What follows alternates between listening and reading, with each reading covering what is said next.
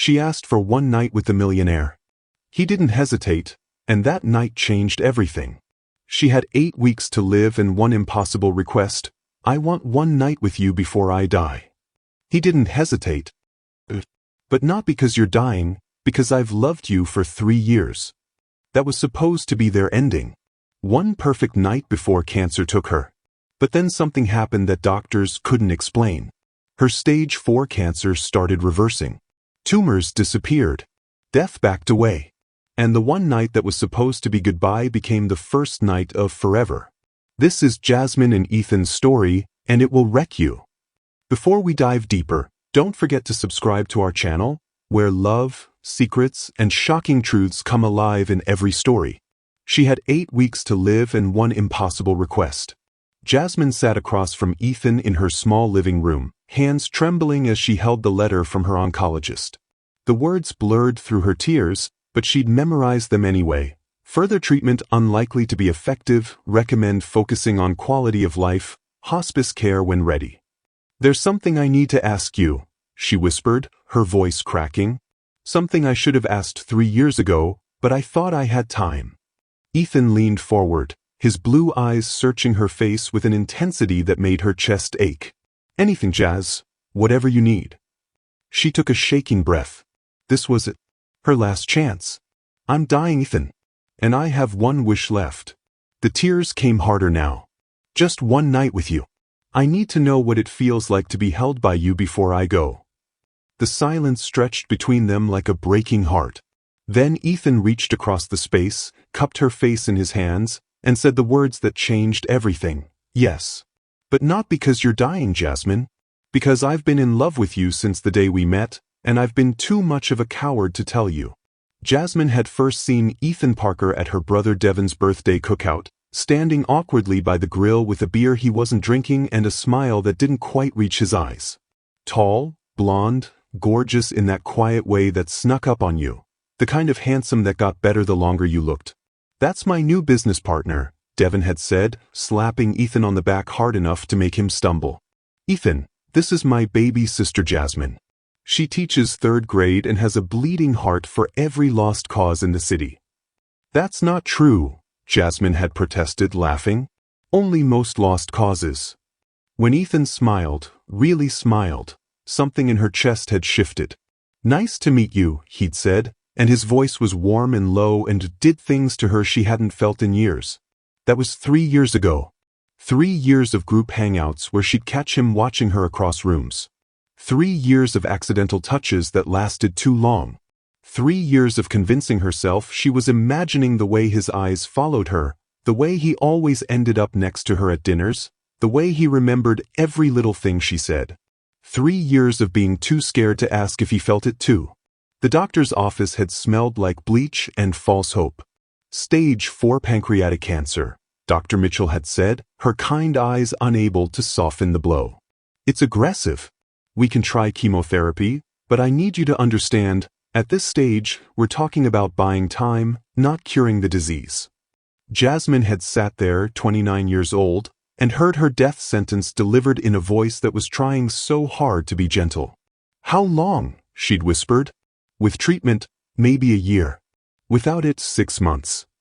She'd chosen treatment. Spent 4 months pumping poison into her veins, losing her hair, losing weight, losing pieces of herself while the cancer just kept growing. 2 weeks ago, Dr. Mitchell had held her hand and said the words Jasmine had been dreading. The treatment isn't working. I'm so sorry. 8 weeks. Maybe 10 if she was lucky. She'd made her bucket list that night, sitting alone in her apartment with a bottle of wine she couldn't taste anymore. Travel to Italy. See the northern lights. Tell her students she loved them one last time. And at the bottom, written in shaking handwriting, tell Ethan the truth. Jasmine had texted Ethan that morning, "Can you come over tonight? Need to talk to you about something." He'd responded immediately, "Of course." 7 p.m.? Now it was 7:15, and he was sitting on her couch looking at her with concern written all over his face. She'd lost 30 pounds since he'd last seen her 2 months ago. The scarf covering her bald head was purple, her favorite color, but it couldn't hide how sick she looked. "Jazz, what's going on?" Ethan asked softly, Devin said you've been avoiding everyone. You won't return my calls. I've been sick, she said, and the words felt like stones in her mouth. Really sick, Ethan? She watched him process this, the weight loss, the scarf, the exhaustion in her eyes. She saw the exact moment understanding hit him, saw his face go pale. No, he breathed. Jasmine, no. Cancer. The word hung between them like a curse. Pancreatic. Stage 4. They gave me a year with treatment, but the treatment didn't work, so now. She laughed, but it came out as a sob. 8 weeks. Maybe less. Ethan made a sound like he'd been punched. He stood up, sat back down, ran his hands through his hair. There has to be something. Another treatment, another doctor, clinical trials. I've tried everything. Her voice was steady now, resigned. I've made my peace with it, Ethan. I have. But there's one thing I can't make peace with. She looked at him, really looked at him, memorizing the sharp line of his jaw, the way his blonde hair fell across his forehead, the impossible blue of his eyes. I've been in love with you for 3 years. And I never told you because I was scared, and I thought I had time, and now I don't have time and I can't die without telling you. The air left the room. I'm not asking you to love me back, she continued, words tumbling out in a rush. I know this is crazy. I know it's not fair to drop this on you when I'm dying. But I have this bucket list, and there's one thing on it that I can't do alone. She was crying now, couldn't stop. I want one night with you, Ethan. Just one night to know what it feels like to be held by you, to kiss you, to pretend that we have forever instead of weeks. And then you can go back to your life and I'll go wherever people go when they die, and at least I'll have had that one perfect night. The silence was destroying her. Please say something, she whispered. Even if it's no. Even if you think I'm crazy. Just say something. Ethan stood up. For a horrible moment, she thought he was leaving. Then he crossed to where she sat, dropped to his knees in front of her, and took her hands in his. I'm going to tell you something, he said, his voice rough with emotion. And I need you to hear every word. She nodded, unable to speak. 3 years ago, I walked into your brother's backyard and saw you laughing with your niece, and something in my chest just stopped. Started. I don't even know. But I looked at you and thought, that's her? That's the person I could spend my life with. His thumbs traced circles on her palms. But I didn't say anything because I was a coward. Because I grew up with nothing and worked my way through school and still feel like I'm not good enough. Because you're smart and beautiful and kind and you light up every room you walk into, and I'm just me. Ethan. I'm not finished. His blue eyes were wet now.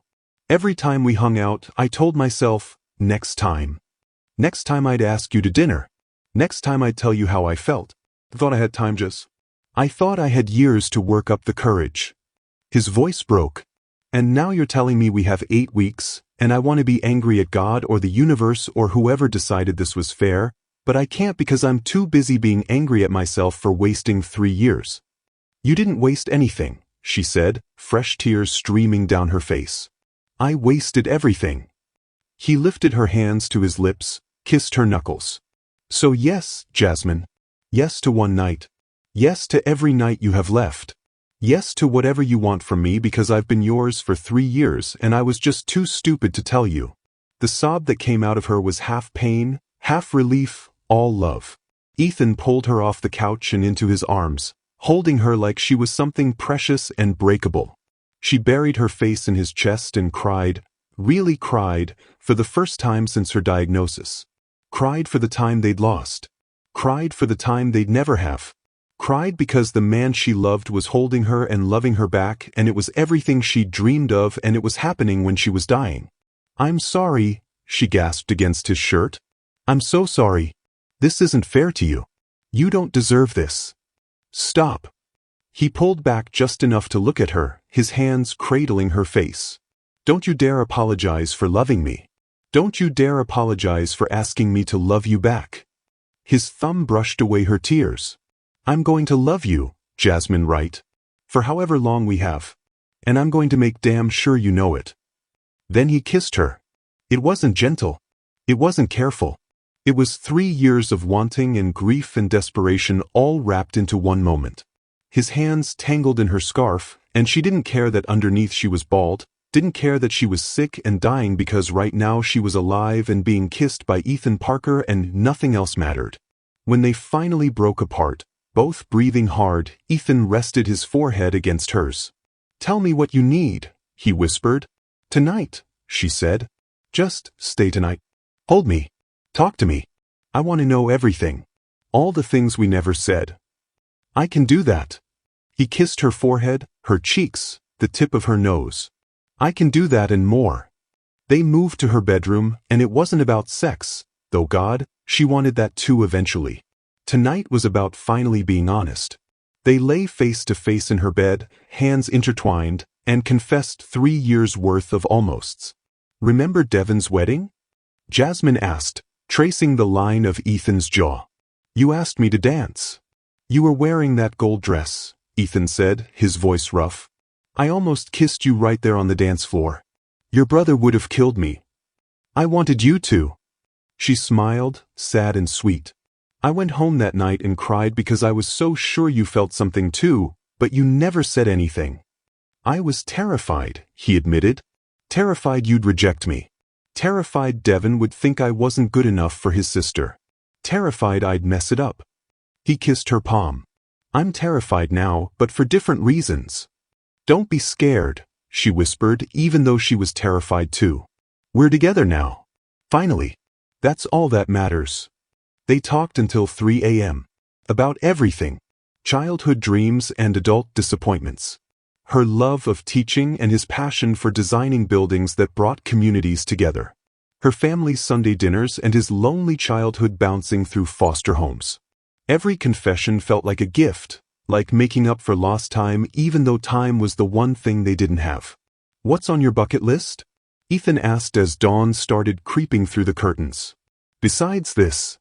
"Italy," Jasmine said, her eyes getting heavy. "The Amalfi Coast. I've always wanted to go." "Then we'll go." She laughed softly. "Ethan, I can barely make it through a day without needing a nap. I don't think I'm flying to Italy." "Then we'll bring Italy here." He kissed her forehead. "I'll figure it out. Whatever's on that list, Jazz, we're doing it all." "Why?" she whispered. "Why are you doing this?" "Because I love you." He said it simply, like it was the most obvious thing in the world. "Because I've loved you for 3 years and I'll love you for whatever time we have left. Because you asked me for one night and I'm going to give you a lifetime, even if that lifetime is only 8 weeks. Jasmine fell asleep in his arms, and for the first time since her diagnosis, she wasn't afraid of dying. She was too busy being grateful she'd finally lived. Ethan didn't leave. He called his office the next morning and cleared his schedule for the week. Then the next week. By week 3, he'd officially taken a leave of absence, and his business partner, Jasmine's brother Devon, didn't ask questions because he already knew. "You told him?" Jasmine asked weakly from her bed, where Ethan had brought her breakfast. Scrambled eggs she couldn't eat, toast she'd tried to nibble, tea that actually helped. "He's your brother," Ethan said gently, sitting beside her. He needed to know why his business partners suddenly disappeared and his sister stopped returning calls. "What did he say?" Ethan's jaw tightened. "He cried. Then he punched me for not telling him I loved you sooner. Then he hugged me and said I better not leave your side." Jasmine's eyes filled. "I didn't want everyone to know. Didn't want the pity, the sad looks." "It's not pity, baby."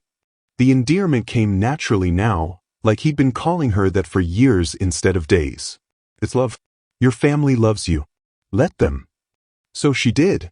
Her parents came that afternoon, her mother sobbing, her father silent and broken. Her little niece Ayana, only 5 years old, climbed into bed beside her and asked why Auntie Jazzy was wearing a princess scarf. "Because I'm having a bad hair day," Jasmine said, forcing brightness into her voice. Ayana accepted this without question, the way children do. "Mr. Ethan, are you Auntie Jazzy's boyfriend now?" Ethan looked at Jasmine, a question in his eyes. She nodded. "Yes," he said firmly. "I am." "Good," Ayana declared. "She needs someone to take care of her since she's sick." out of the mouths of babes. The pain got worse. Jasmine tried to hide it, but Ethan saw through every forced smile. He learned to read her body, the way she'd curl into herself when the cramps hit, the shallow breathing when moving hurt too much, the glassy look in her eyes when she needed medication but was too proud to ask. "I've got you," he'd say, already reaching for the pills Dr. Mitchell prescribed. He'd hold her while the medication kicked in, his hand rubbing slow circles on her back, humming songs she'd mentioned loving years ago at Devon's cookouts. He was learning her all over again. Learning how she liked her tea, honey, no sugar. Learning that she slept better with the TV on low, some cooking show playing in the background. Learning that on bad pain days she didn't want to talk, just wanted him there, solid and present and real. "You don't have to do this," she said one night, voice thick with exhaustion and medication. "You don't have to watch me fall apart." "I'm not watching you fall apart." Ethan settled beside her on the bed, careful not to jostle her. "I'm watching you fight. There's a difference. I'm not fighting anymore, Ethan. I'm just existing until I don't. Then I'll exist with you." He kissed her temple. Every single day. But the days were getting harder. She couldn't make it to the bathroom without help anymore. Ethan carried her, bathed her, dressed her, and never once made her feel like a burden. When she cried from the humiliation of needing him for everything, he'd kiss her tears and whisper, "In sickness and health, remember? We're just doing this out of order." "We're not married," she pointed out weakly. "Not yet." The way he said it made her heart ache with impossible hope. Jasmine had a good day, the first in 2 weeks. The pain was manageable. She had energy. She wanted to leave the apartment. "Take me somewhere," she said, already pulling on the wig her mother had bought her. It looked natural enough, dark curls that framed her face. With makeup she almost looked healthy. Almost. Ethan took her to the botanical gardens. It was a Tuesday morning, so the place was nearly empty. Just them and the flowers and the impossible beauty of being alive. Ethan pushed her in a wheelchair. She'd argued until he'd fixed her with a look that said, "Don't fight me on this," and they wandered through paths lined with roses and jasmine and something purple she didn't know the name of. "Jasmine flowers," Ethan said, stopping in front of a climbing vine covered in white star-shaped blooms. "Your parents told me they named you after these. Said they smelled like hope." She reached out, touched the delicate petals. "I didn't know that. They're beautiful." He crouched beside her wheelchair, looked up at her with those impossible blue eyes. "Just like you." "I'm not beautiful anymore," she said quietly. "I'm dying.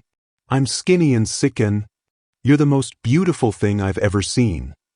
He said it with such conviction that she almost believed him. "Every single day, Jasmine. You take my breath away."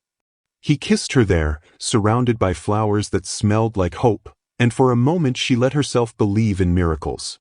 They had lunch at her favorite cafe. She managed half a sandwich and called it a victory. Ethan watched her eat like she'd won a marathon. "What?" she asked, self-conscious. "I love you," he said simply. "That's all. Just, I love you, and I'm so damn grateful I get to say it."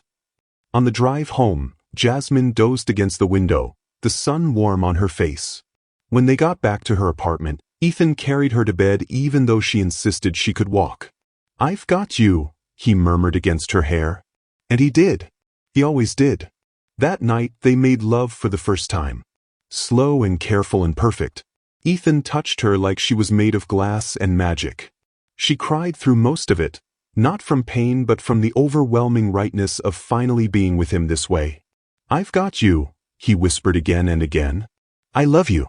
I've got you." Afterward, wrapped in his arms, Jasmine felt something she hadn't felt in months. She collapsed in the kitchen.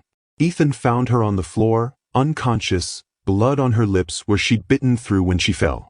The ambulance ride was a blur of sirens and panic and Ethan's hand crushing hers. "Don't leave me," he kept saying. "Baby, please. Don't leave me yet." She woke up in the hospital to beeping machines and Ethan's exhausted face. "Hey," she croaked.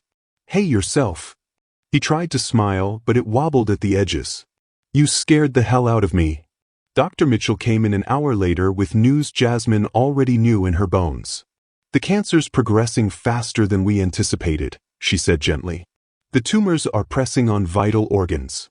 Your liver is starting to fail. The pause. I think it's time to consider hospice care, Jasmine. Make you comfortable for whatever time is left. How long? Ethan asked, his voice hollow. Days. Maybe 2 weeks if we're lucky. Jasmine watched Ethan's face crumble and wanted to apologize for dying. For falling in love with him when she had no time to love him properly. For asking him to stay when staying meant watching her disappear. I want to go home, she said quietly. Not hospice. With Ethan. Dr. Mitchell nodded. I'll arrange home hospice care. A nurse will come daily. We'll keep you comfortable. That night, back in her apartment with a hospital bed that Ethan had somehow arranged in 6 hours, Jasmine made a decision. I want you to leave, she said. Ethan, who'd been adjusting her pillows, froze. What? This isn't fair to you. Fresh tears tracked down her cheeks. Watching me die. Holding my hand while I disappear. You should go, Ethan. Remember me from the good days.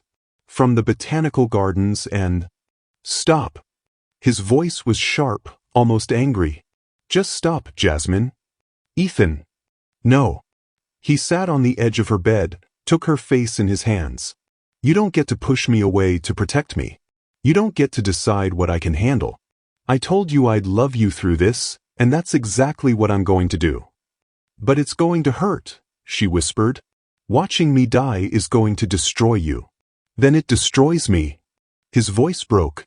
But I'll be destroyed loving you, and that's better than spending the rest of my life wondering if you died alone because I was too weak to stay. You're not weak. Then stop asking me to act like I am. He kissed her forehead, her cheeks, her lips. I'm here, Jasmine. Until the very end. No matter what. That's not negotiable. She cried in his arms until she fell asleep, and Ethan held her through the night, feeling her get lighter, feeling time running out like sand through his fingers. Jasmine had insisted on going to her final oncology appointment herself. Well, not herself. Ethan drove, wheeled her in, held her hand through the waiting room. But she wanted to hear whatever Dr. Mitchell had to say directly, without filters. I'm not expecting good news, she told Ethan in the car. I just want to know how long. For real this time. Okay, he said quietly. Whatever you need. The appointment was scheduled for 2 p.m. They arrived at 1:45. At 2:30, they were still waiting. That's weird, Jasmine murmured. Dr. Mitchell's never late. At 2:45, a nurse came out looking confused. Ms. Wright? Dr. Mitchell wants to run one more scan before she sees you. Is that all right? Jasmine and Ethan exchanged glances. Sure, she said slowly. But why? She'll explain everything. The scan took 20 minutes. Then they were back in the waiting room for another 30 minutes. Jasmine was exhausted, could feel herself fading. Ethan kept glancing at her with worry written all over his face. Finally, Dr. Mitchell called them back. She was staring at a computer screen with an expression Jasmine couldn't read. Shock? Confusion? Something else entirely? Jasmine, Dr. Mitchell said slowly.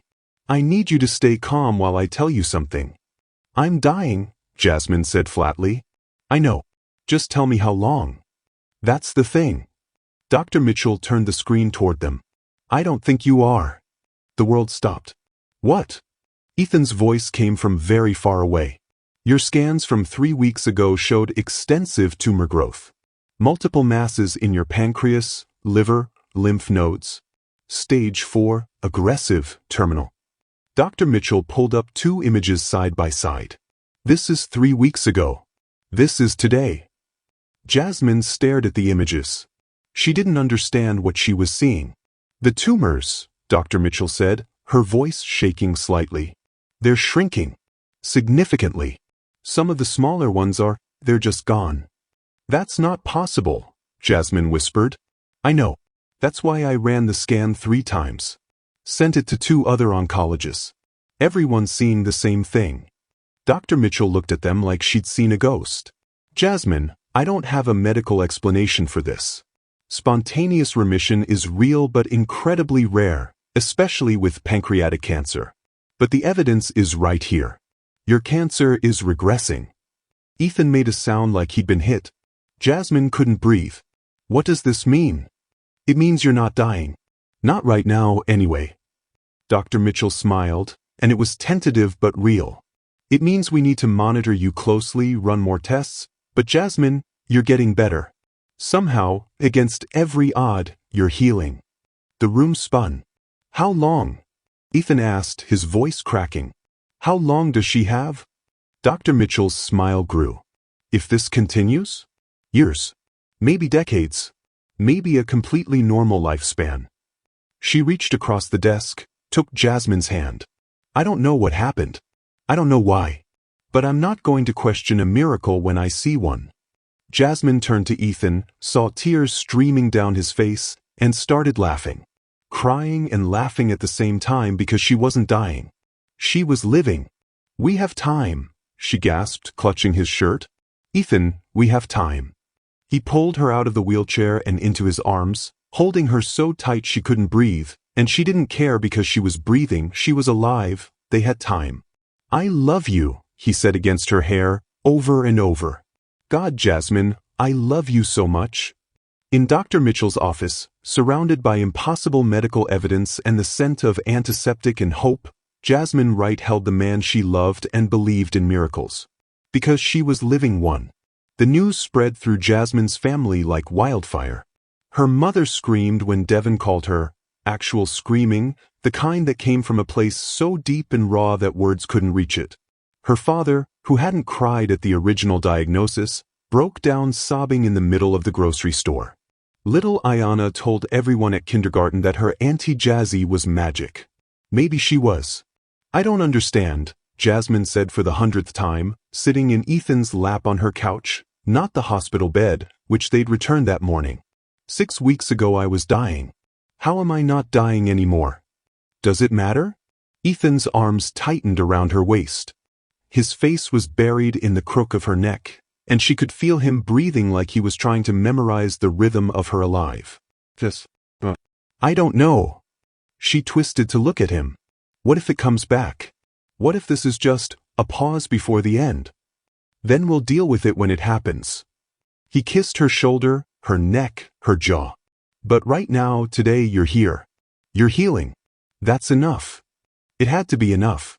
Jasmine had appointments every 3 days. Blood work. Scans. Biopsies. Dr. Mitchell was documenting everything for a medical journal because spontaneous remission of stage 4 pancreatic cancer was so rare that most oncologists never saw it in their entire careers. You're a medical marvel, Dr. Mitchell said during week 2, reviewing Jasmine's latest scans with undisguised awe. The primary tumor has shrunk by 60%. The metastases in your liver are almost undetectable. Your blood markers are approaching normal ranges. But why? Jasmine pressed. What caused it? Dr. Mitchell removed her glasses, rubbed her eyes. Honestly? I don't know. There are documented cases of spontaneous remission. Sometimes the immune system suddenly figures out how to fight the cancer. Sometimes tumors outgrow their blood supply and starve. Sometimes... She shrugged helplessly. Sometimes we just don't know. The body does things we can't explain. Ethan, sitting beside Jasmine holding her hand, asked the question that had been haunting both of them. Could it reverse? Could the cancer come back? Yes, Dr. Mitchell said honestly. Remission isn't a cure. We'll need to monitor her closely for years. But every day that passes with continued improvement, the odds get better. In the car afterward, Jasmine was quiet.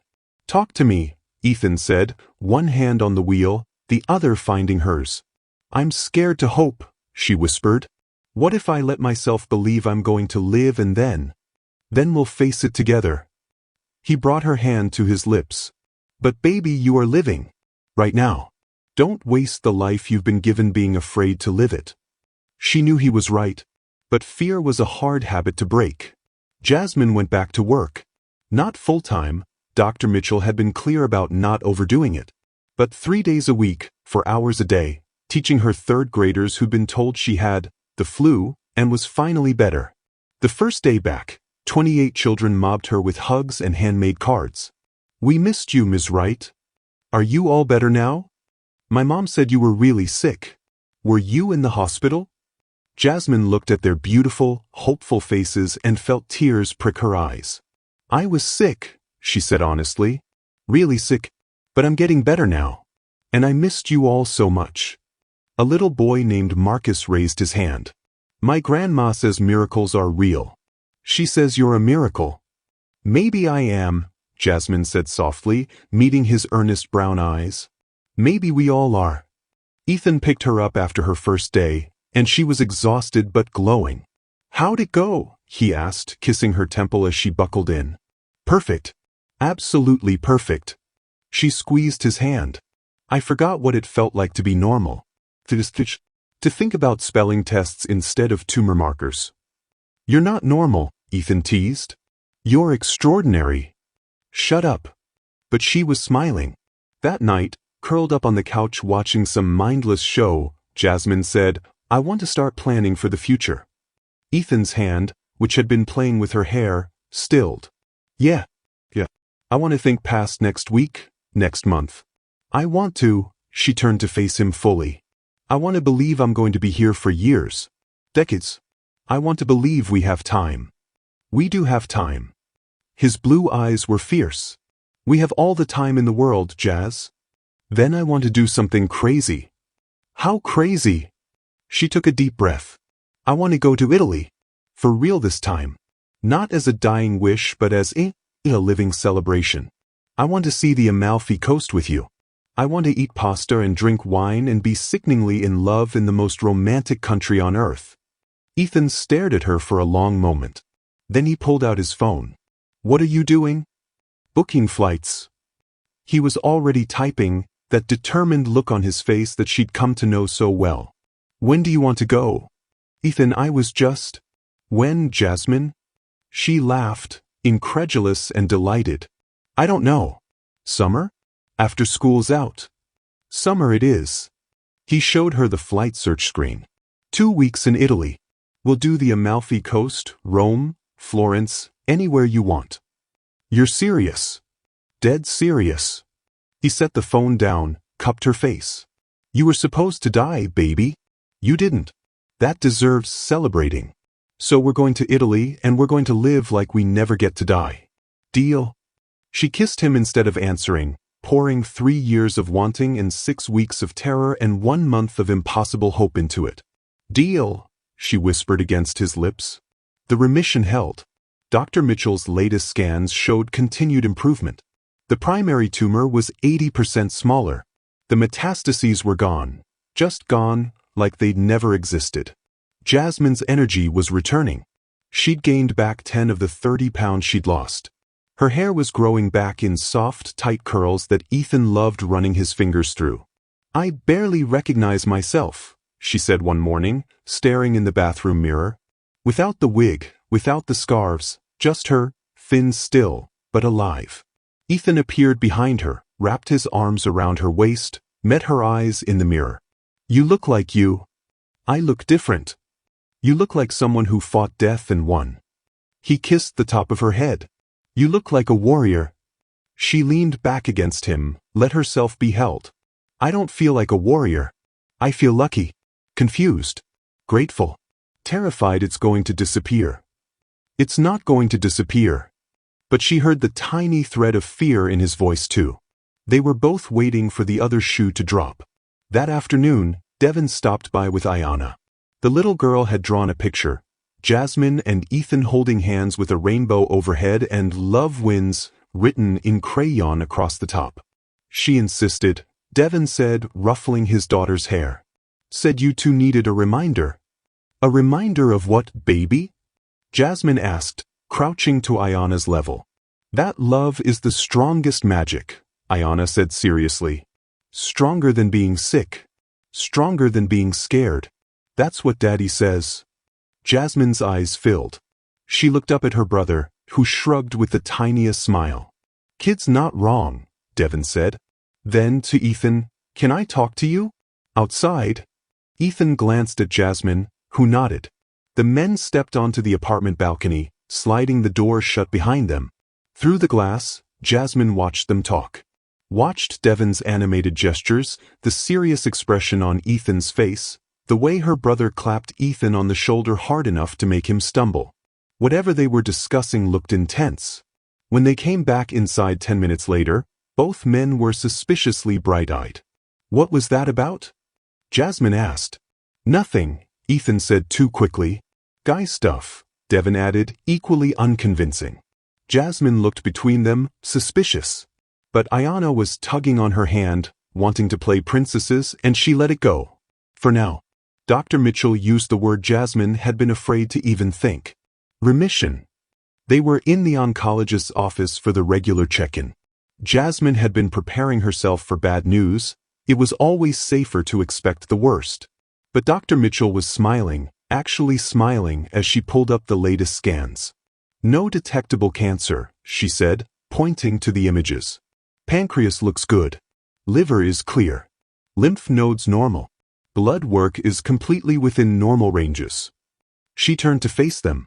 "Jasmine, I'm officially declaring you in remission." The word hung in the air like a prayer answered. "Remission," Jasmine repeated numbly. That's real. That's real." Dr. Mitchell's smile was genuine, warm. "We'll continue monitoring closely, scans every 3 months for the first year, then every 6 months. But this is the best possible outcome. You've beaten stage 4 pancreatic cancer. Do you understand how rare that is?" "I'm starting to," Jasmine whispered. In the car, Ethan pulled over 2 blocks from the hospital, put the car in park, and just sat there with his hands on the wheel. "Ethan."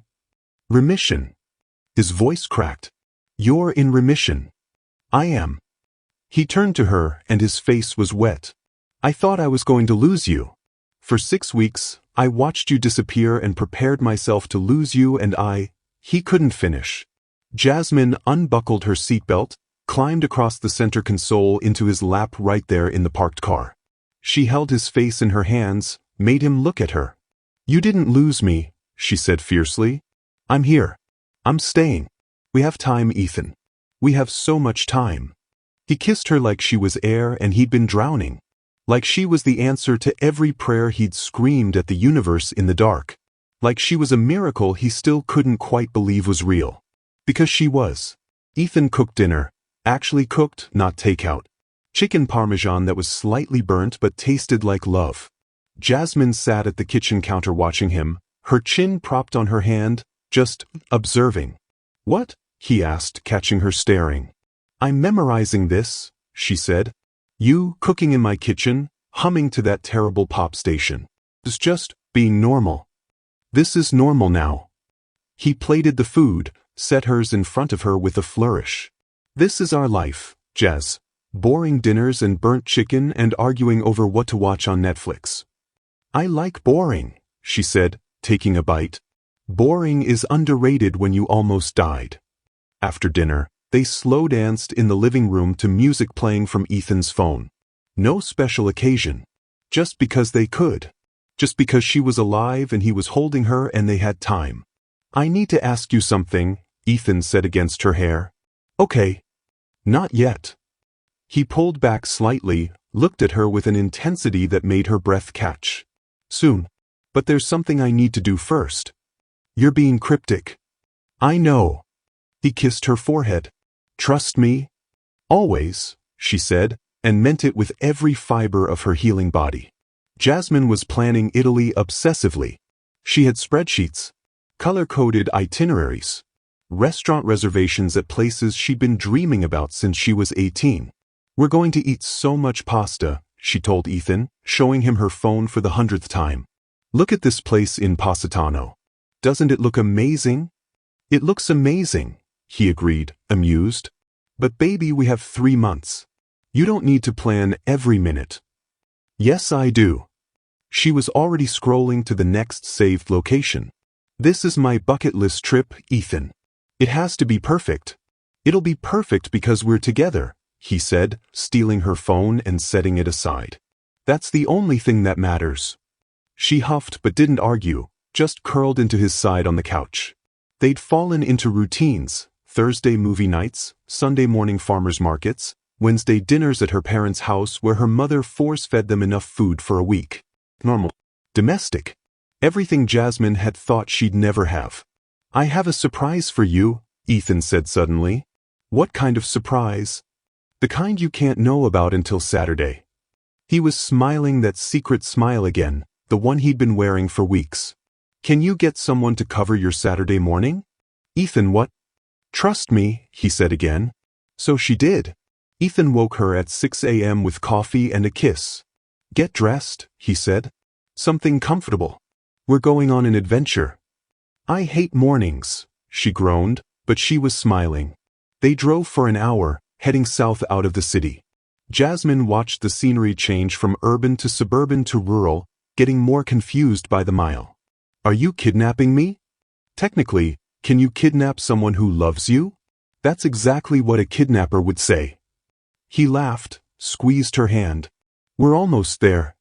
They pulled up to a small regional airport. Not commercial, private planes, tiny terminals, the kind of place Jasmine had never been. "Ethan, what?" "Come on." He was already getting out, opening her door, practically vibrating with excitement. He led her across the tarmac to a small private jet. An actual jet. With a pilot waiting by the stairs. "This is a plane," Jasmine said stupidly. Very observant. Ethan was grinning now, boyish and thrilled. "Get on the plane, Jazz." "Where are we going?" "Italy." She stopped walking. "What?" "Italy." He turned to face her, took both her hands. "I know the trip isn't for 3 months, but I couldn't wait. I wanted to surprise you. We have 10 days, I cleared it with your school, your parents are covering for us, and Devin's going to check on your apartment. All you have to do is say yes." "Ethan, this is..." She looked at the jet, at him, at the impossible gesture. "This is crazy." "Is that a no?" "That's a yes." She launched herself at him, kissing him hard enough to make the pilot cough awkwardly. "Yes, yes, 1,000 times yes." For hours later, they were somewhere over the Atlantic, and Jasmine was curled up against Ethan's side watching the clouds pass beneath them. "Thank you," she whispered. "For what?" "For loving me when I was dying. For staying when I tried to push you away. For believing I'd live long enough to do this." She tilted her head up to look at him. "For giving me a reason to fight." Ethan kissed her softly. "You're the one who fought, baby. I just got to watch you be brave." "We were both brave," she decided. "Love made us brave." And as the plane carried them toward Italy, toward her dreams, toward a future she'd thought she'd lost, Jasmine Wright closed her eyes and let herself believe in forever. They landed in Naples at sunset, and Jasmine pressed her face to the window like a child, watching the city materialize below them in shades of gold and amber. "It's real," she breathed. "We're actually here."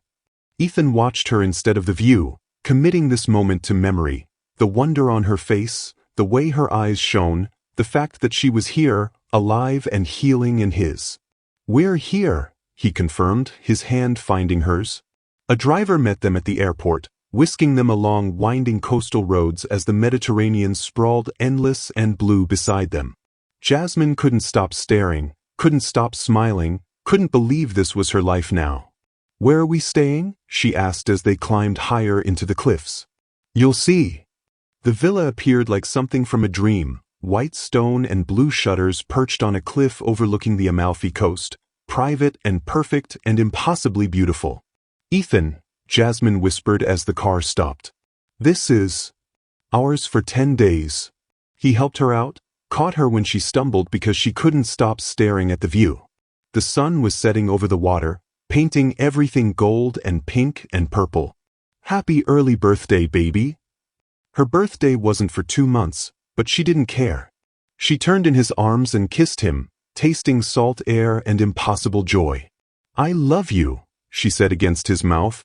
"I love you so much." "I love you too." He rested his forehead against hers. "Now come see the inside before you cry and ruin your makeup." "Too late," she laughed, but let him lead her into the villa. It was perfect. All terracotta tiles and white walls and floor-to-ceiling windows that opened onto a terrace overlooking the sea. Fresh flowers in every room. A bottle of wine chilling on the counter. their bags already brought in and waiting. Jasmine walked through each room slowly, touching surfaces like she needed to confirm they were real. In the master bedroom, she found rose petals scattered on the bed and started crying again. "You're such a romantic," she accused, turning to find Ethan leaning in the doorway watching her. "Only for you." He crossed to her, wiped her tears with his thumbs. "Don't cry, Jazz. This is supposed to be happy." "I'm happy. That's why I'm crying, you beautiful idiot." He laughed, kissed her tears, and led her out to the terrace where the last light was fading from the sky. They stood there wrapped in each other, watching stars appear one by one, and Jasmine sent up a silent prayer of gratitude to whatever force had given her this moment, this man, this miraculous second chance at life. They took a boat to Positano, the colorful village clinging to the cliffs like something from a postcard. Jasmine wore a sundress that showed off her healing body, still thin but getting stronger, skin glowing with health instead of sickness. "You're staring," she said, catching Ethan watching her as they walked through narrow cobblestone streets. "Can't help it." He pulled her closer, kissed her temple. "You're the most beautiful thing here, and we're in Italy. That's saying something." They ate lunch at a cliffside restaurant. Fresh pasta with lemon and shrimp, wine that tasted like sunshine, tiramisu they shared while feeding each other bites. Jasmine felt drunk on more than wine. Drunk on being alive. On being here. On being loved. "I used to think about this," she said, looking out at the Mediterranean sparkling below. "When I was sick. When I couldn't sleep because of the pain. I'd close my eyes and imagine being here with you. And now you are." Ethan's hand found hers on the table. "How does reality compare to the dream?" "Better." She squeezed his fingers. "So much better. Because in my dreams, I was always scared it wouldn't last. But right now, I'm not scared at all." After lunch, they wandered through shops selling hand-painted ceramics and lemon-scented soaps. Ethan bought her a bracelet, delicate gold links with a small charm shaped like a jasmine flower. "So you'll always remember," he said, fastening it around her wrist. "I could never forget." But she loved the weight of it, the physical reminder that this was real. They made love that afternoon in the villa with the windows open, Mediterranean breeze cooling their heated skin. Jasmine mapped every inch of Ethan's body with her hands and mouth, celebrating being alive in the most primal way possible. "I thought I'd never have this," she gasped as he moved inside her, slow and deep and perfect. "Thought I'd die without knowing what it felt like to be loved like this." "You'll know for the rest of your life," Ethan promised, his voice rough with emotion. "I'm going to love you until we're old and gray and arguing about what to watch on TV in our retirement home." She laughed, cried, came apart in his arms while the Italian sun painted patterns on their skin. They visited Villa Simbrone with its famous terrace of infinity, a stone terrace lined with classical statues overlooking an endless view of sea and sky. Jasmine stood at the edge, arms spread wide, feeling infinite herself. "I'm alive," she shouted at the horizon, not caring who heard. "I'm alive and I'm in Italy and I'm so damn grateful." Ethan came up behind her, wrapped his arms around her waist. "You're also slightly crazy. You love it. I love you." He turned her in his arms, suddenly serious. "Jazz, there's something I need to tell you." Her heart stuttered. "That sounds ominous." "It's not. Or maybe it is. I don't know." He was nervous, she realized. Ethan, who was always so confident and calm, was actually nervous. "I've been carrying something around for 6 weeks now. Since right after you went into remission." "Ethan, you're freaking me out." "Don't freak out." He reached into his pocket, pulled out a small velvet box, and Jasmine's brain short-circuited. "Is that?" "It was supposed to be a surprise for later in the trip, but I can't wait anymore." He opened the box, revealing a ring, simple and elegant, a single diamond that caught the Italian sunlight and threw rainbows. "This is the ring I bought the week after you told me you were dying. When I thought I'd only have 8 weeks with you, and I wanted to spend every second as your husband, not just your boyfriend." Jasmine's hands flew to her mouth. "I asked Devin's permission. That's what we were talking about on your balcony. He punched me again, by the way. Said I'd waited too damn long." Ethan smiled through tears that were forming in his eyes. I was going to propose in the hospital if I had to. In hospice. I didn't care. I just wanted you to be my wife for whatever time we had. Ethan. But then you didn't die. You got better. And I've been carrying this ring around for 2 months, waiting for the perfect moment. But standing here, watching you celebrate being alive, I realize there's no such thing as perfect timing. There's just now. This moment. You and me and the fact that we almost didn't get this. He dropped to one knee right there on the terrace of infinity, tourists around them gasping and pulling out phones, and Jasmine couldn't breathe. Jasmine, right, I fell in love with you 3 years ago and was too scared to tell you. You almost died before I got my chance to love you, right? I'm not wasting another second. His voice broke. Marry me. Be my wife.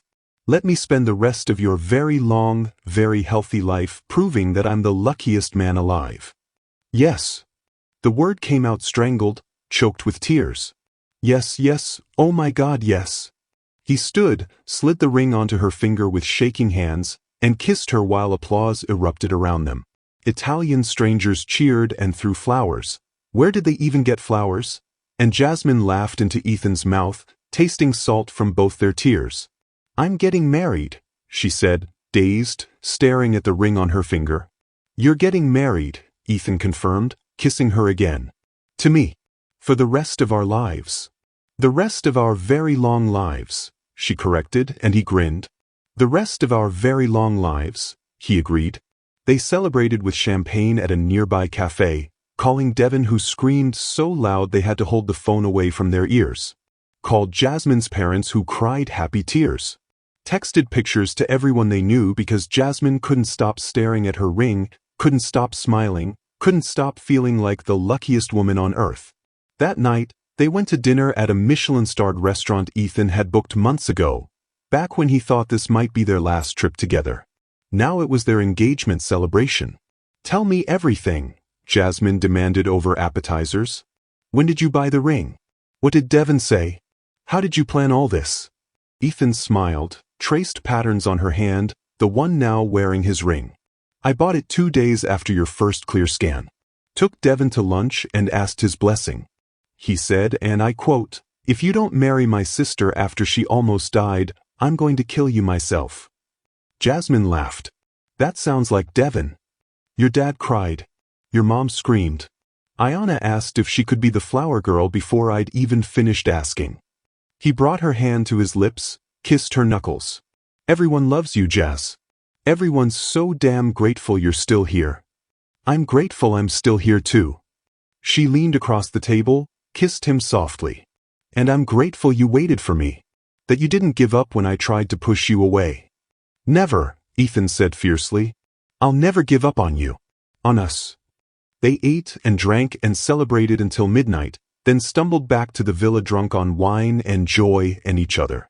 Made love on the terrace under the stars because they could, because she was alive, because they were engaged and planning a future that 3 months ago didn't exist.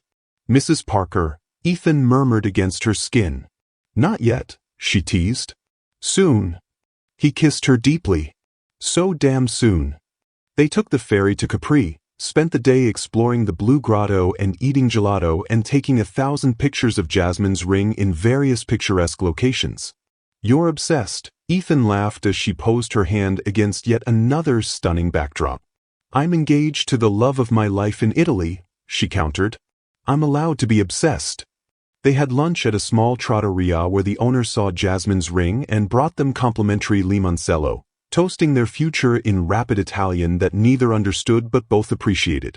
Everyone here is so happy for us, Jasmine observed. Italians take love seriously. Ethan clinked his glass against hers. They get it. Walking back to the ferry, Jasmine spotted a small church, old stone covered in climbing roses, doors open to reveal cool darkness inside. Can we go in? She asked. They stepped into the quiet sanctuary, and Jasmine was hit with unexpected emotion. She walked to the front, lit a candle like she'd seen people do in movies, and bowed her head. Thank you, she prayed silently. For the miracle. For more time. For him. For everything. When she opened her eyes, Ethan was beside her, his own candle lit. "What did you pray for?" she asked. "That I get to love you for 60 more years." He took her hand. "What about you?" "The same thing." She leaned her head on his shoulder. "Exactly the same thing." Ethan had booked them a private cooking class with a local nana who spoke broken English and taught them to make fresh pasta from scratch. Jasmine was terrible at it. Her dough was too wet, then too dry. Her ravioli looked like sad lumps. She got flour everywhere, in her hair, on her face, all over Ethan, who was laughing too hard to help. "You're a disaster," he said, kissing flour off her nose. "You knew what you were getting into when you proposed," she shot back, flicking more flour at him. The nana watched them with twinkling eyes, saying something in Italian that they didn't understand but that made her smile like she was seeing something precious. Later, eating the pasta they'd made, which was actually delicious despite looking terrible, Jasmine said, "I want this." "What, bad ravioli?" "No, stupid." She gestured around them, the rustic kitchen, the view of olive groves, the simple joy of cooking together. This. Normal days. Cooking disasters.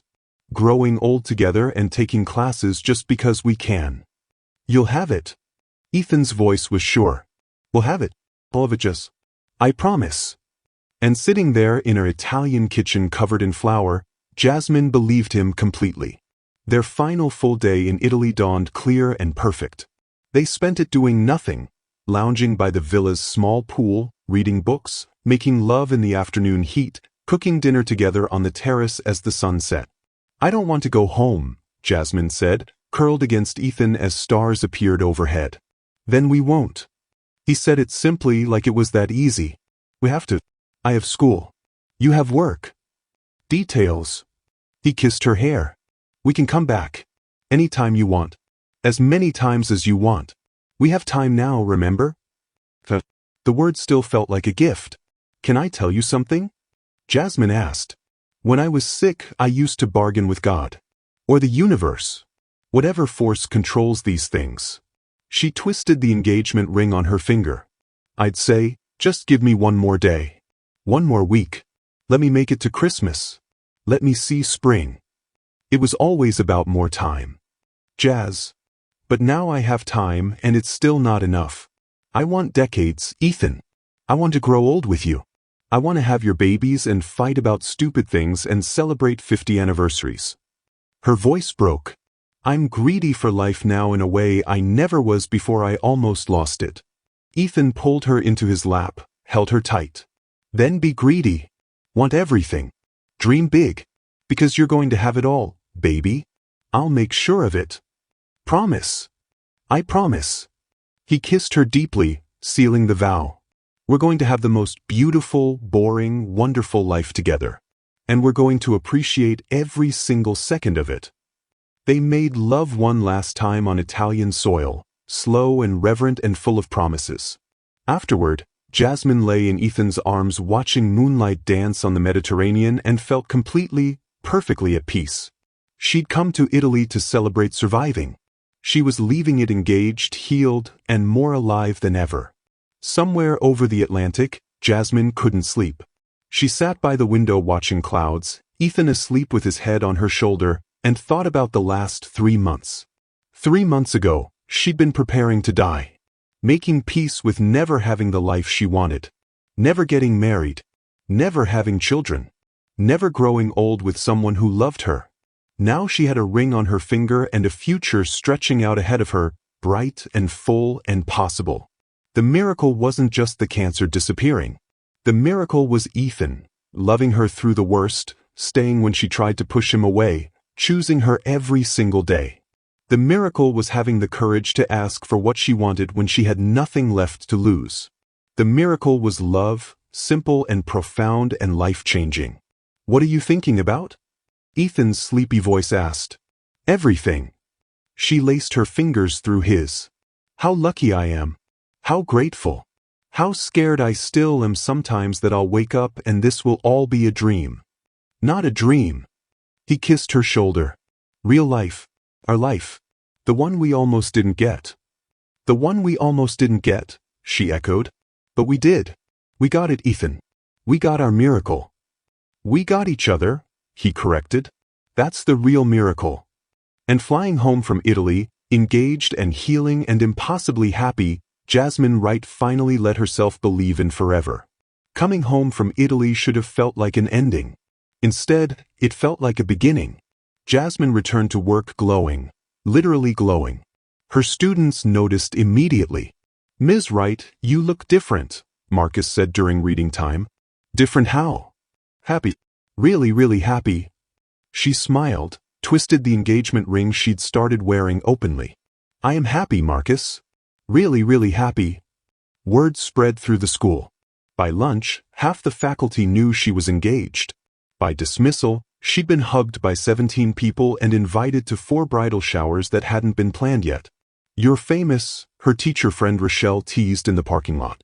"The woman who beat cancer and got engaged in Italy. You're living everyone's fantasy." "It doesn't feel like a fantasy," Jasmine said, loading supplies into her car. "It feels real. Scary real. Like any second someone's going to tell me I made it all up." Rochelle squeezed her shoulder. "That's called trauma, honey. You almost died. It's going to take time to believe you're really okay." But Jasmine was starting to believe. Every morning she woke up feeling stronger. Every scan came back clear. Every day with Ethan felt like proof that miracles were real. The engagement party was Devin's idea. "You need to celebrate properly," he'd insisted. "Not just family dinner. Actual celebration." So they rented out a small restaurant, invited 50 of their closest friends and family, and spent an evening being toasted and celebrated and surrounded by love. Jasmine wore a red dress that hugged her healing curves, her natural hair styled in soft curls, and felt more beautiful than she had in years. Ethan couldn't stop touching her, hand on her lower back, fingers laced through hers, stealing kisses between conversations. "You two are disgustingly cute," Rochelle observed, wine glass in hand. "Like, I want to hate you, but I can't because your love story is literally a miracle." "Literally," Jasmine agreed, laughing. Devin gave a toast that made everyone cry. 3 months ago, I thought I was losing my baby sister. Watched her get sicker, watched her prepare to die, and felt completely helpless. Then this idiot," he gestured at Ethan, finally got the courage to tell her what everyone already knew, that he's been in love with her since day one. And somehow, through some miracle we'll never understand, she got better. She's here. She's healthy. She's getting married. His voice cracked. "So raise your glasses to Jasmine and Ethan. To miracles. To love. To second chances we don't deserve but get anyway." "To second chances," everyone echoed, and Jasmine cried into Ethan's shoulder while he held her tight. Later, when most guests had left and it was just family lingering, Jasmine's mother pulled her aside. "I need to tell you something," she said, her eyes serious. Jasmine's stomach dropped. "Mom, you're scaring me." "Don't be scared." Her mother took both her hands. "When you were sick, when we thought we were losing you, I prayed every single night. Begged God to spare you. Bargained. Said I'd give anything if you could just live." "Mom, let me finish." She squeezed Jasmine's hands. "Then Ethan showed up.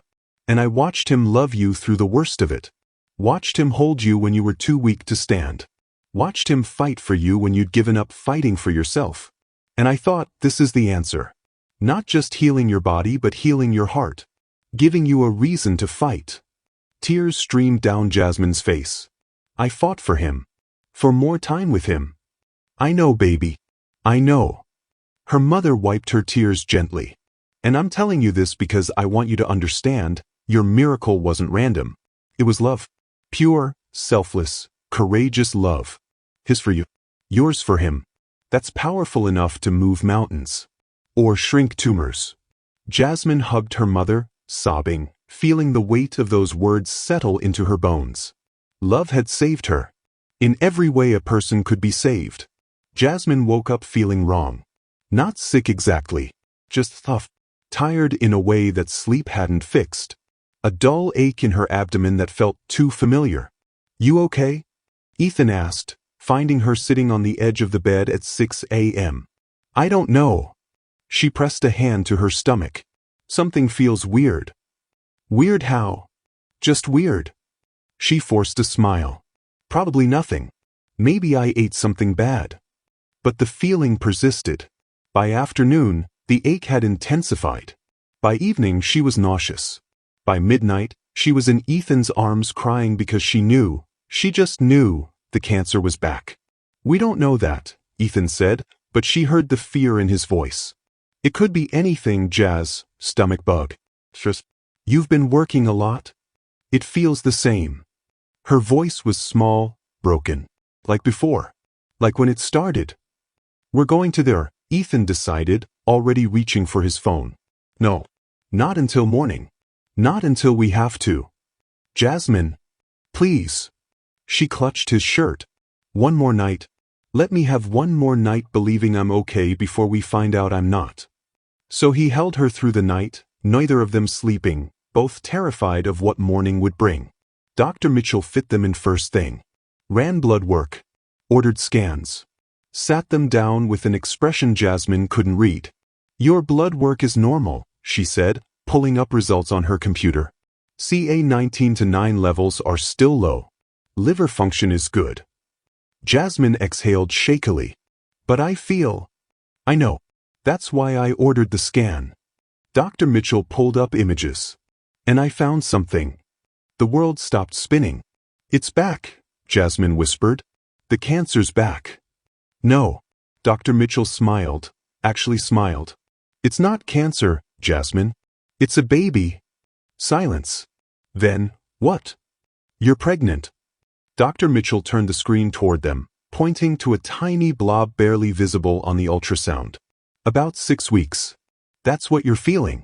Morning sickness, implantation cramping, hormonal changes. You're not dying. You're growing a human. Jasmine stared at the screen, at the impossible tiny cluster of cells that was somehow a baby. Her baby. Their baby. I can't be pregnant, she said numbly. I had cancer. Stage 4 cancer. The chemo should have made pregnancy difficult, yes. But remission changed your body chemistry. Your reproductive system recovered along with everything else. Dr. Mitchell's smile grew. This is unexpected, but Jasmine, this is wonderful. Your body is healthy enough to sustain a pregnancy. Do you understand what that means? 6 months ago you were dying. Now you're creating life. Ethan made a sound, half laugh, half sob. We're having a baby? You're having a baby, Dr. Mitchell confirmed. Jasmine turned to Ethan, saw her shock reflected in his face. Then he started laughing, really laughing, tears streaming down his face, and pulled her into his arms. We're having a baby, he said against her hair. Holy shit, Jazz. We're having a baby. I thought I was dying again, she sobbed into his chest. I was so scared. You're not dying. You're living. Growing our baby. Creating a whole new person. He pulled back, cupped her face. You're giving me everything I never dared to dream about. They cried together in Dr. Mitchell's office, holding each other, laughing through tears, completely overwhelmed by this new impossible miracle. They decided to wait to tell people. Just until the first trimester was over. Just until they were sure. But Jasmine couldn't stop touching her stomach. Couldn't stop smiling at nothing. Couldn't stop thinking about the tiny life growing inside her. You're glowing again, Rochelle observed at work. More than usual. What's going on? Nothing, Jasmine lied, but she was terrible at lying. You're pregnant, Rochelle gasped. Oh my God, you're pregnant. Shoo. Jasmine pulled her into an empty classroom. How did you? You're literally glowing. And you keep touching your stomach. And you turned green when someone microwaved fish in the teacher's lounge. Rochelle hugged her fiercely. This is amazing. You know that, right? 6 months ago you were dying. Now you're engaged and pregnant and living your best life. It doesn't feel real, Jasmine admitted. Like I'm going to wake up and still be sick and alone and none of this will have happened. It's real, honey. This is your actual life now. You get to be happy. You get to have everything. Jasmine wanted to believe that. Desperately wanted to believe that. The nightmares started around week 8. Jasmine would dream she was back in the hospital, back in pain, the cancer returning with a vengeance. She'd dreamed the pregnancy was killing her, the baby draining what little life she had left. She'd wake up gasping, Ethan already holding her, whispering reassurances she couldn't quite believe. "I'm scared," she finally admitted one night after a particularly bad nightmare. "What if carrying a baby brings the cancer back? What if my body can't handle this? Dr. Mitchell said you're healthy enough. Dr. Mitchell said I was dying 6 months ago." The words exploded out of her. "She gave me 8 weeks. I beat that, but what if I'm not really better? What if this pregnancy triggers something and I get sick again and then I die and leave you alone with a baby and—" "Jasmine." Ethan's voice was firm, cutting through her spiral. "Breathe, baby. Just breathe." She tried. Tried again. "You're not dying," he said, holding her face so she had to look at him. "Your body is healthy. The baby is healthy. You're both going to be fine. You don't know that." "You're right. I don't." He pressed his forehead to hers. "But I believe it. I have to believe it because the alternative is living in fear, and we didn't survive everything we survived just to waste the time we have being terrified." "I don't know how to not be scared," she whispered. "Then be scared. But be scared while living. While planning our wedding. While growing our baby. While building the life we almost didn't get." He kissed her softly. "Don't let fear steal our joy, Jazz. We've lost too much already." She knew he was right. But knowing and feeling were different things. They went to the first ultrasound together, Ethan holding her hand so tight it hurt.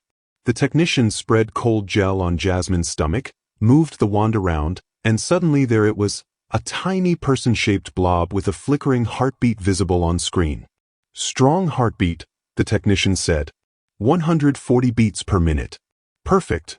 Jasmine stared at the screen, at the impossible proof that she was creating life. That her body, the same body that had tried to kill her 6 months ago, was now nurturing something precious and new. "That's our baby," Ethan breathed, his voice full of wonder. "That's our baby," Jasmine echoed, and something inside her chest cracked open. She wasn't just surviving anymore. She was thriving, living beyond just existing. Building a future that included tiny humans and wedding planning and normal, beautiful, mundane happiness. The fear didn't disappear completely. But watching that tiny heartbeat flicker on screen, Jasmine felt hope bloom stronger than terror.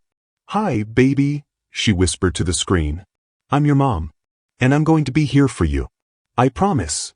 Ethan kissed her temple, his own tears falling into her hair. "We're both going to be here. For all of it. Every moment." They told their families at Sunday dinner. Jasmine stood up, clinked her glass, and said, "Ethan and I have an announcement." Everyone looked up, parents, Devin, Ayana, aunts and uncles gathered around her mother's dining table. "We're pregnant," Jasmine said simply. The room exploded. Her mother screamed, actually screamed, and rushed over to hug her. Her father cried silently, his shoulders shaking. Devin looked like he'd been hit with a brick, then started laughing and couldn't stop. Ayana tugged on Jasmine's dress. "Does this mean I get a cousin?" "Yes, baby," Jasmine said, crouching down. "You're going to be a big cousin. Is it a boy or girl?" "We don't know yet. I hope it's a girl so we can play princesses." Everyone laughed, and the rest of dinner was chaos. Everyone talking over each other, asking questions, making plans, celebrating this new impossible blessing. Later, when it was just Ethan and Jasmine cleaning up while everyone else had coffee in the living room, he pulled her close. "You okay?" he asked softly. "I'm perfect," she said and meant it. Scared and excited and overwhelmed and so grateful. "Me too." He rested his hand on her stomach, where their baby was growing. "Thank you." "For what?" "For fighting. For living. For giving me this, you, us, a family. Everything I never thought I'd have." Jasmine kissed him, pouring 3 years of love and 6 months of miracles and 12 weeks of hope into it. "Thank you for staying," she whispered against his lips. "For loving me when I was dying. For believing we'd have this. Always," Ethan promised. "For the rest of our very long lives." And standing in her mother's kitchen, surrounded by the laughter of family and the promise of new life, Jasmine Wright finally let go of the fear. She wasn't dying. She was living. And it was more beautiful than she'd ever imagined. Jasmine stood in front of the mirror in the bridal shop, staring at her reflection in disbelief. The dress was perfect, simple ivory silk that skimmed her growing bump, flowing and romantic and everything she'd dreamed of. Her mother sat behind her crying happy tears. Rochelle was taking pictures. And Jasmine felt like she was living someone else's life. "You look beautiful, baby," her mother said, voice thick with emotion. "I look pregnant," Jasmine laughed, turning sideways to see her profile. 4 months along and definitely showing now. "You look happy," Rochelle corrected. "That's what matters." The shop owner bustled over with a veil, positioning it carefully. "When's the wedding?" 6 weeks, Jasmine said, still staring at herself. "Before I get too big to walk down the aisle without waddling." Everyone laughed, but Jasmine was serious. They'd moved the wedding up, originally planned for next spring, but once they found out about the baby, Ethan had insisted on marrying her as soon as possible. "I want you to be my wife before our baby comes," he'd said. "Want us to be a family, officially, legally, completely." So here she was, 4 months pregnant and 6 weeks from marrying the love of her life. The girl who'd thought she'd die alone was about to have everything. "I'll take it," Jasmine told the shop owner. "Decision made. This is the one." They found out at a regular appointment with Dr. Mitchell, just the two of them in the exam room with the ultrasound screen showing their baby, bigger now, more human-shaped, moving and kicking and very much alive. "Do you want to know?" Dr. Mitchell asked, moving the wand across Jasmine's gel-covered stomach. Jasmine looked at Ethan, who nodded. They'd agreed, no surprises. They'd had enough surprises to last a lifetime. "Yes," Jasmine said. "Please tell us." Dr. Mitchell smiled, adjusted the image. "Congratulations. You're having a girl." "A girl?" Ethan made a choked sound, his hand tightening around Jasmine's. "A daughter?" "A daughter," Dr. Mitchell confirmed, pointing to the screen. "See? Right there. Definitely a girl." Jasmine stared at the image, at the tiny person who was her daughter, and felt love crash over her so powerfully it stole her breath. A daughter. Her little girl. The child she'd thought she'd never have. "Hi, baby girl," she whispered to the screen. "We can't wait to meet you." In the car afterward, Ethan pulled over 2 blocks from the clinic and just sat there, hands on the wheel, shoulders shaking. "Ethan, I'm going to have a daughter." His voice broke completely. "A little girl who's going to look like you and have your smile and your kindness and He turned to her, tears streaming. "I grew up with nothing, Jazz. No family. No home. Just foster houses and people who tolerated me until the checks stopped coming. And now I'm going to have you and a daughter and a family, and I don't know what I did to deserve this." Jasmine unbuckled her seatbelt, climbed across the console as much as her pregnant belly allowed, and held him while he cried. "You loved me," she said simply. "When I was dying, you stayed. You fought for me. For us. You deserve every beautiful thing that's happening, Ethan. Don't ever doubt that." They sat there in the parked car, holding each other, crying happy tears, imagining the little girl who would have his eyes and her curls and all the love 2 people could possibly give. Rochelle insisted on throwing Jasmine a bachelorette party, though it was decidedly tame considering the bride was 5 months pregnant. They went to a spa, massages and facials and pedicures. Jasmine fell asleep during her massage, exhausted from pregnancy and teaching and wedding planning. When she woke up, the masseuse was gone and Rochelle was sitting beside her chair grinning. "You snored," Rochelle informed her. "I'm growing a human. I'm allowed to snore." Over mocktails, virgin mojitos that tasted like summer, Jasmine's closest friends toasted her. "To Jasmine," Rochelle said, raising her glass. "Who proved that miracles are real. Who beat cancer, found love, and is about to have it all. You inspire us, girl. Seriously." To Jasmine, everyone echoed. Jasmine wiped away tears. Pregnancy hormones made her cry at everything lately. "I don't feel inspiring. I feel lucky. Grateful. Like I cheated death and got away with it." You didn't cheat anything, her cousin Shanice said. You fought. You lived. That's not luck, that's strength. Later, when most of the group was getting manicures, Rochelle pulled Jasmine aside. Can I ask you something? Always. Are you scared? Rochelle asked. Of getting married, having the baby, all of it? Jasmine considered this. Terrified, she admitted. Every day I wake up waiting for something to go wrong. For the cancer to come back, for the baby to... She couldn't finish the thought. I'm scared I'm going to wake up and this will all be gone. That's trauma talking, Rochelle said gently. You almost died. That doesn't just go away. But Jazz, you can't live your whole life waiting for the other shoe to drop. Sometimes good things just happen. Sometimes you get to be happy and keep being happy. You deserve that. I'm working on believing it, Jasmine said quietly. Some days are easier than others. That's all any of us can do. Rochelle squeezed her hand. But for what it's worth, watching you fight your way back to life changed how I see everything. Made me braver. Made me believe in things I thought were fairy tales. So thank you for that. Jasmine hugged her friend, grateful for the love, the support, the reminder that she wasn't alone in this. The final dress fitting revealed what Jasmine already knew. She'd grown since the first fitting.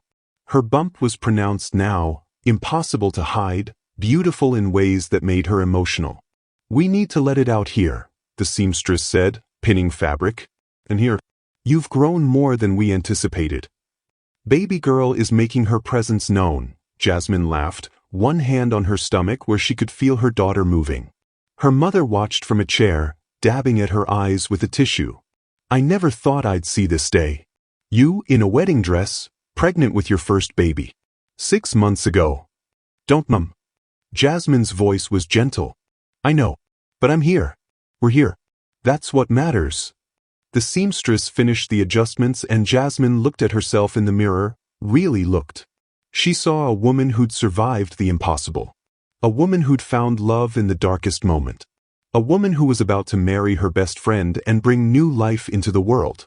I'm getting married, she whispered to her reflection. You're getting married, her mother confirmed, coming to stand behind her. To a man who loves you more than anything. And you're going to be so happy, baby. I know it. Jasmine believed her. Jasmine woke up at dawn, too excited to sleep. Ethan had stayed at Devon's the night before, tradition and all that, and her bed felt too big without him. Her phone buzzed with a text, can't wait to marry you today. I love you more than words. She smiled, typed back, see you at the altar. Don't be late. His response was immediate, never. Been waiting for this day for 3 years. The morning passed in a blur, hair and makeup, getting into her dress, her mother crying again, Ayana in her flower girl dress practicing her walk. By 2 p.m., Jasmine was ready, standing in the bridal suite of the small garden venue they'd chosen, staring at herself in disbelief. You're gorgeous, Rochelle said, adjusting her veil one last time. Ethan's going to lose his mind. Devon knocked, stuck his head in. It's time, Jazz. Her brother looked sharp in his tuxedo, and when he saw her, his eyes filled. You look just like Mom did at her wedding. Beautiful. Don't make me cry, Jasmine warned. We just did my makeup. Too late.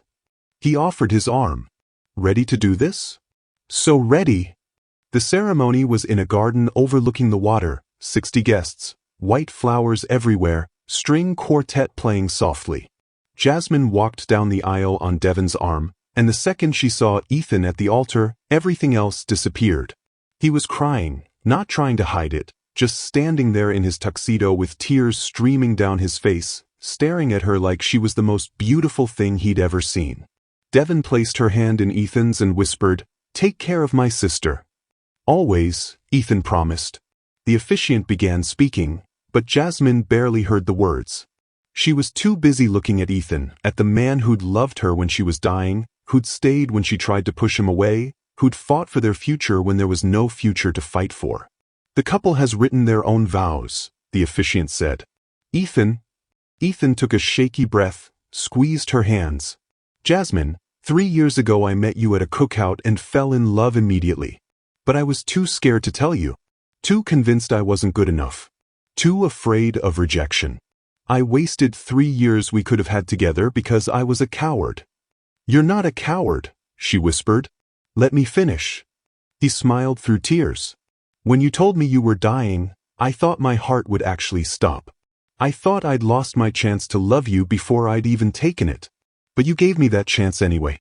You asked me for one night and I knew right then I'd give you every night I had left. Every day. Every breath. His voice broke. You almost died, Jazz. And then you didn't.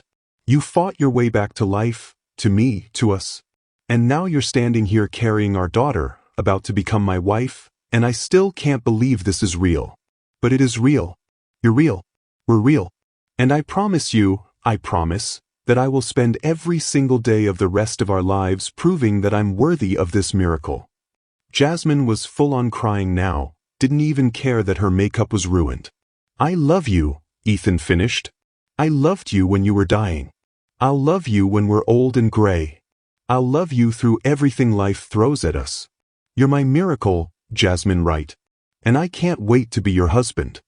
The officiant handed Jasmine a tissue, and everyone laughed softly. Ethan, Jasmine began, her voice shaking.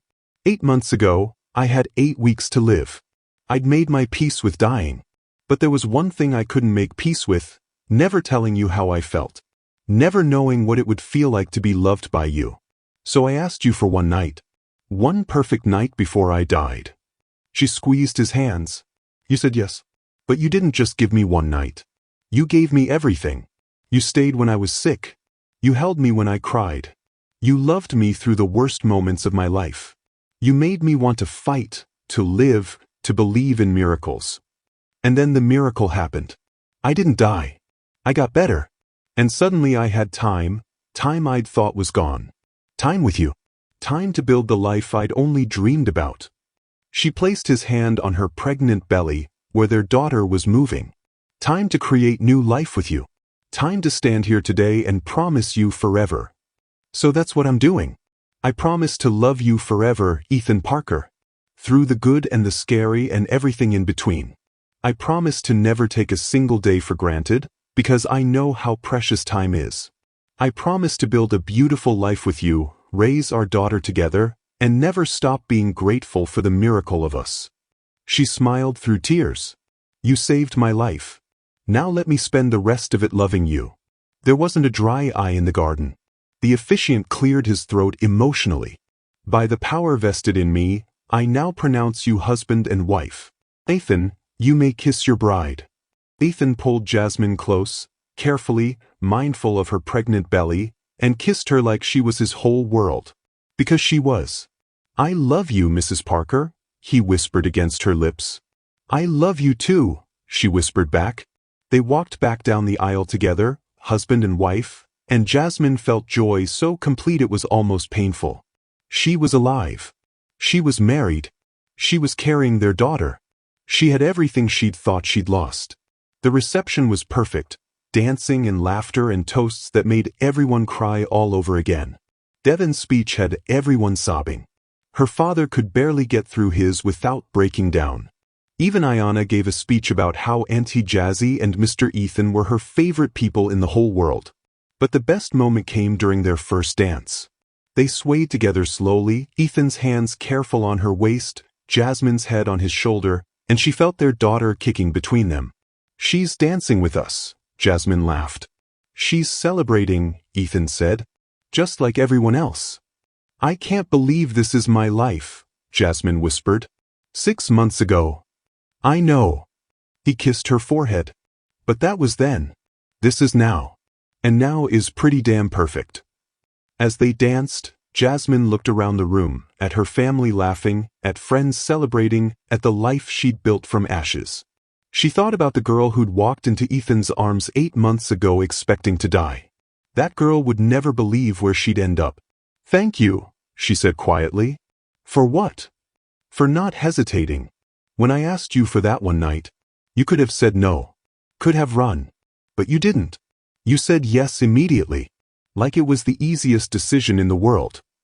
It was the easiest decision, Ethan said simply. It's always been you, Jazz. From the very beginning, It's always been you. Jasmine Parker sat on a blanket in their backyard, watching Ethan push their daughter Lily on the swing set. The little girl, 18 months old, all curls and bright eyes and infectious giggles, shrieked with joy every time the swing went higher. Again, Daddy. Again. Always, baby girl, Ethan laughed, pushing her higher. Jasmine smiled, one hand absently rubbing her belly. 7 months pregnant with their second child, a boy this time. Due in 8 weeks. Her phone buzzed with a reminder, oncology checkup tomorrow, 2 p.m. She still went every 3 months. Still got scanned and poked and monitored. Still held her breath every time until Dr. Mitchell smiled and said the word she lived for, clear. 3 years in remission now. 3 years of living when she should have died. 3 years of building a life so beautiful it sometimes made her cry. Mama! Lily called, waving from the swing. Watch me. I'm watching, baby. Jasmine called back. Ethan caught her eye across the yard and mouthed, I love you. She mouthed it back, feeling it in every cell of her healing body. Later that night, after Lily was asleep and they were curled up on the couch, Ethan's hand on her pregnant belly, Jasmine said, Do you ever think about that night? When I asked you? All the time, he admitted. Think about how close we came to never having this. If you hadn't asked. If I'd said no. If the miracle hadn't happened. But it did happen. She laced her fingers through his. All of it. The asking, the yes, the miracle. We got our forever. We got our forever, he agreed, kissing her softly. And I'm going to spend every single day being grateful for it. Through the baby monitor, they heard Lily stirring, talking to her stuffed animals in that sweet toddler babble. Ethan started to get up, but Jasmine stopped him. I'll go. You relax. She walked to Lily's room, found her daughter standing in her crib, curls wild from sleep. Mama, I had a dream, Lily said seriously. Yeah? What about? Angels. They said they picked you special. To stay with me and Daddy and baby brother. Jasmine's breath caught. They did, baby. They definitely did. She held her daughter close, breathing in that sweet toddler smell, feeling the weight of the miracle in her arms. 3 years ago, she'd asked Ethan for one night. He'd given her forever instead. And standing in her daughter's room in the home they'd built together, Jasmine sent up a prayer of gratitude for the miracle, for the love, for every single moment of the life she'd almost lost. She'd asked for one night with the man she loved. He hadn't hesitated. And that night had changed absolutely everything.